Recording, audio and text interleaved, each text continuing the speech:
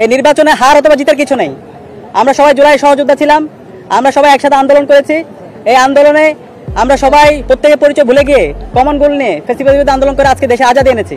সর্বপ্রথম ইউলেবে যে সেন্টার আছে সেই সেন্টারে পোলিং এজেন্ট যারা আছে এবং অবজারভার যারা আছে তাদেরকে ঢুকতে দেওয়া হয় না প্রায় আড়াই ঘন্টা।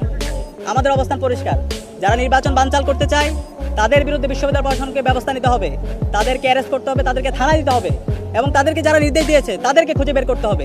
এই নির্বাচনে হার অথবা জিতার কিছু নেই। আমরা সবাই জুলাই সহযোদ্ধা ছিলাম, আমরা সবাই একসাথে আন্দোলন করেছি।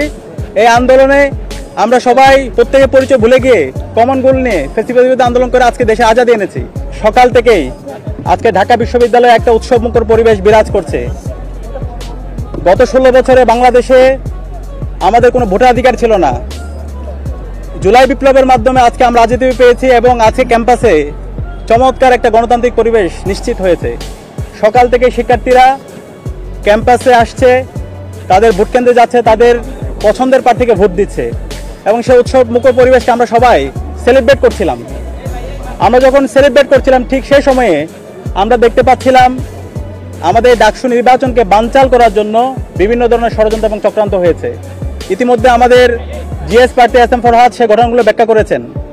আমরা দেখতে পেয়েছি সর্বপ্রথম ইউলেবে যে সেন্টার আছে সেই সেন্টারে পোলিং এজেন্ট যারা আছে এবং অবজারভার যারা আছে তাদেরকে ঢুকতে দেওয়া হয় না প্রায় 1.5 ঘন্টার মতো। এই সময় ওখানে কি হয়েছে সেটা আমরা জানি না, প্রায় 2.5 ঘন্টার মতো। এরপরে আমরা 21 হলের আমরা দেখতে পেয়েছি স্টাফদের কারচুপি, একই সাথে আবার টিএসসি যে সেন্টার সেখানেও আমরা কারচুপি দেখতে পেয়েছি। আমাদের অবস্থান পরিষ্কার, যারা নির্বাচন বানচাল করতে চায় তাদের বিরুদ্ধে বিশ্ববিদ্যালয় প্রশাসনকে ব্যবস্থা নিতে হবে, তাদেরকে অ্যারেস্ট করতে হবে, তাদেরকে থানায় দিতে হবে এবং তাদেরকে যারা নির্দেশ দিয়েছে তাদেরকে খুঁজে বের করতে হবে।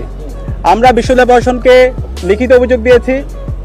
বিশ্ববিদ্যালয় প্রশাসন আমরা অনুরোধ করব দ্রুত সময়ের মধ্যে এই নির্বাচন বানচালের সাথে যারা জড়িত আছে তাদের সবার বিরুদ্ধে যেন দৃষ্টান্তমূলক বিচার আওতায় নিয়ে আসা হয়।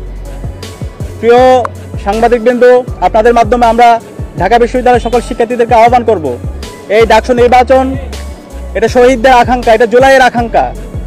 এই ডাকসু নির্বাচন সফল করা সেটা আমাদের সবার একান্ত দায়িত্ব। নির্বাচন বানচাল করার জন্য যারা চেষ্টা করছে তাদের বিরুদ্ধে আমাদের ঐক্যবদ্ধভাবে রুখে দিতে হবে। আমরা দেখতে পাচ্ছি আমাদের যাদেরকে আমরা বন্ধুপতি মনে করি, আমরা যারা জুলাই সহযোদ্ধা ছিলাম তারা আজকে